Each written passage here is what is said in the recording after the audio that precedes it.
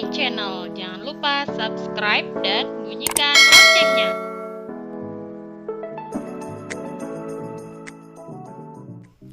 Halo anak-anak, hari ini kita akan belajar tema 5, subtema 3, pembelajaran 1 dan 2, muatan IPA, Bahasa Indonesia, dan SBDP.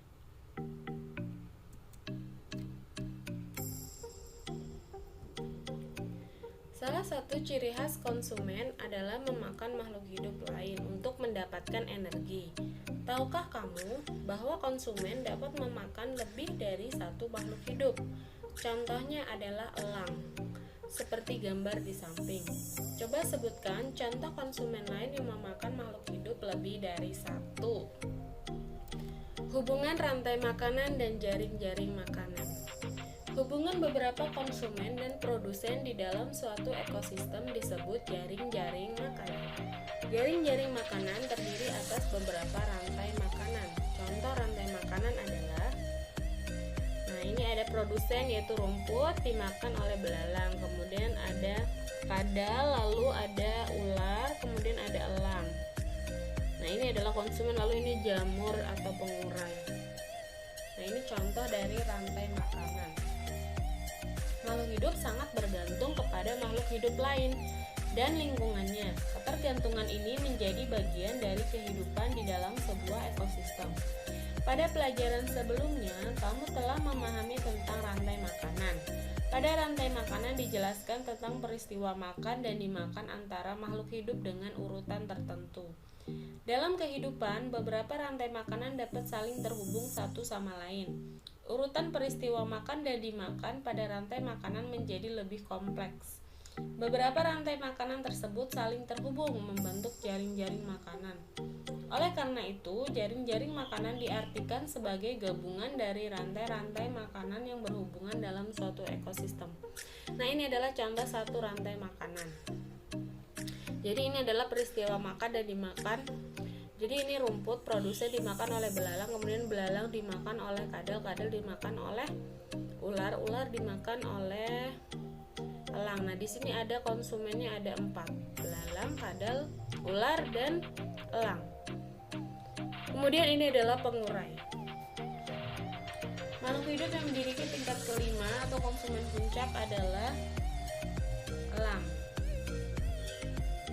Dalam peristiwa makan dan dimakan, baik rantai makanan ataupun jaring-jaring makanan, terjadi aliran energi atau perpindahan energi. Nah, ini adalah jaring-jaring makanan. Yang tadi ini ada satu rantai makanan, jadi hanya satu saja, satu ekosistem ya. Sedangkan jaring-jaring makanan itu adalah kumpulan dari beberapa rantai makanan.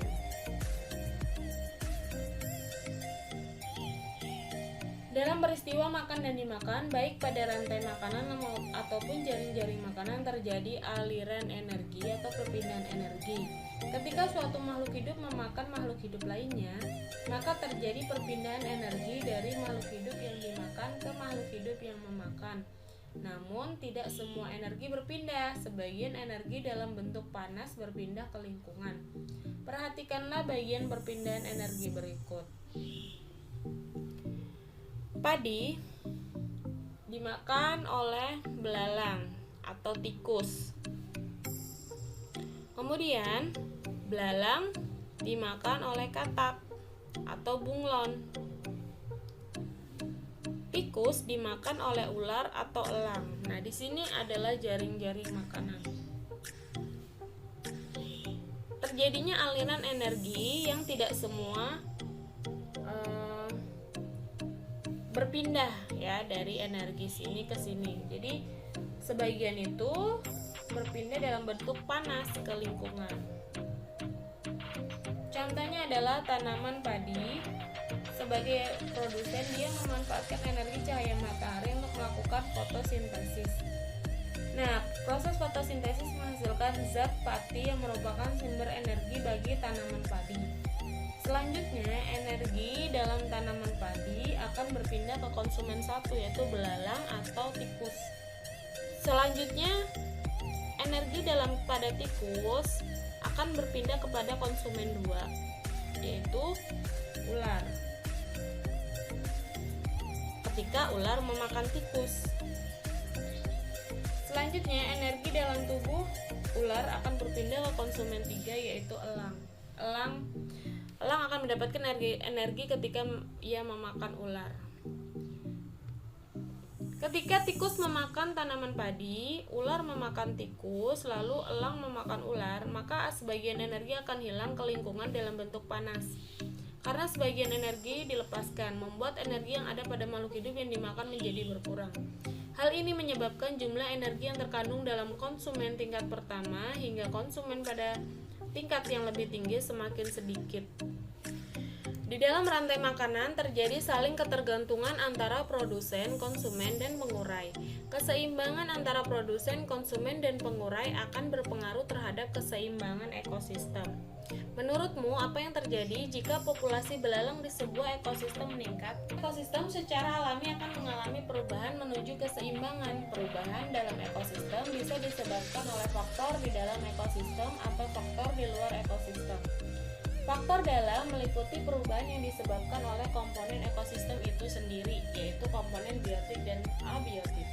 Nah, faktor luar dapat disebabkan campur tangan manusia atau perubahan pada alam. Perubahan ekosistem akan mempengaruhi jaring-jaring makanan. Nah, jika jaring-jaring makanan yang sebelumnya itu mengalami perubahan, jika salah satu komponennya mengalami gangguan, ada katak atau bunglon, maka belalang ini tidak ada yang memakan. Di sini elang berperan sebagai pemangsa tikus, katak, dan burung pipit. Elang turut mengendalikan populasi ketiga hewan tersebut. Jika elang tidak ada, maka perannya dalam jaring-jaring makanan tidak ada. Akibatnya populasi katak, tikus, dan burung pipit menjadi berlebihan. Tikus, katak, dan burung pipit dapat berubah menjadi hama bagi manusia. Jadi kalau tidak ada elang, maka tidak ada yang memakan ular, sehingga ular akan populasinya akan meningkat, sehingga ia akan mengganggu menjadi hama atau musuh bagi manusia. Nah, di sini kalau ular tidak memakan katak, maka katak juga akan banyak, populasinya akan menjadi banyak sehingga mengganggu manusia. Sama juga belalang, jika tidak ada katak yang makan belalang, maka populasi belalang akan lebih banyak sehingga akan mengganggu. Jadi sangat penting sekali komponen ekosistem ini. Perubahan ekosistem yang disebabkan oleh komponen ekosistem menyebabkan perubahan yang kecil sehingga gangguan yang ditimbulkan masih dapat diperbaiki oleh ekosistem sendiri. Namun perubahan dari luar dapat berakibat serius, misalkan aktivitas manusia yang mengubah ekosistem atau terjadinya bencana alam seperti gunung meletus. Kedua perbedaan itu menyebabkan perubahan yang hal besar. Hal ini menyebabkan jaring-jaring makanan mengalami perubahan atau bahkan memusnahkan jaring-jaring makanan dalam ekosistem tersebut. Nah, jadi sangat penting ya adanya keutuhan ekosistem, karena mereka masing-masing memiliki peranan penting dari konsumen 1, 2, 3, dan 4 sampai konsumen puncak. Nah, di sini jika tidak ada ular atau elang, maka tikus akan sangat banyak sehingga akan mengganggu manusia karena mereka terlalu banyak populasinya.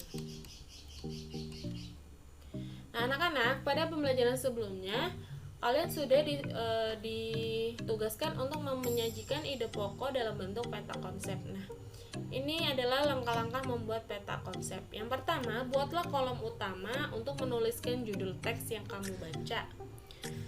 Temukan ide pokok pada setiap paragraf, lalu buatlah kolom tambahan untuk setiap ide pokok yang kamu temukan. Tariklah garis yang menghubungkan ide pokok tersebut dengan kolom utama.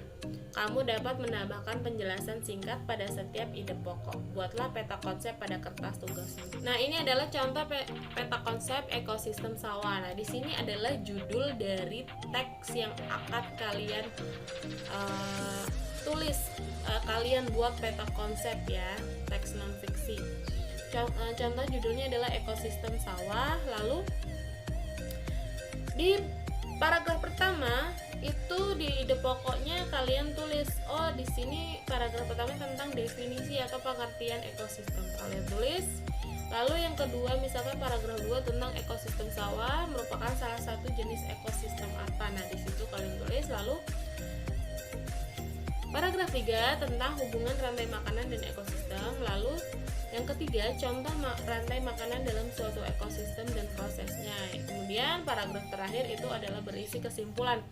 Jadi kalian harus bisa ya membuat peta konsep seperti ini, menuliskan ide pokok dengan cara membuat peta konsep. Nah, selanjutnya kita akan belajar tanda tempo dan tinggi rendah nada. Terdapat berbagai macam tempo dalam lagu, antara lain tempo cepat yaitu allegro, allegretto, presto, dan vivace. Nah, ini adalah tempo cepat ya, jadi kalian harus hafal. Kemudian tempo sedang yaitu moderato, tempo lambat andante, largo, adagio, greve, dan lento. Jadi kalian harus teliti saat kalian ingin memainkan sebuah lagu dalam pianika atau membaca not angka atau not balok, kalian harus perhatikan tempo dalam lagu tersebut.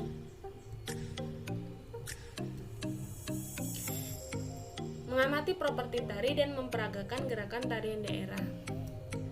Nah, ini adalah tari cendrawasih. Coba kalian perhatikan ya, di sini ada beberapa properti yang digunakan, yaitu selendang, kemudian ada hiasan kepala. Setelah mengamati tari cendrawasih, lakukan hal berikut. Nah, amati gerakan tari, amati properti tari yang digunakan, kemudian carilah informasi mengenai fungsinya masing-masing. Cari pula informasi tentang gerakan tari yang dilakukan. Setelah itu buat kelompok untuk memperagakannya di depan kelas. Nah, anak-anak, cukup sekian pembelajaran kali ini. Sampai jumpa di pembelajaran selanjutnya.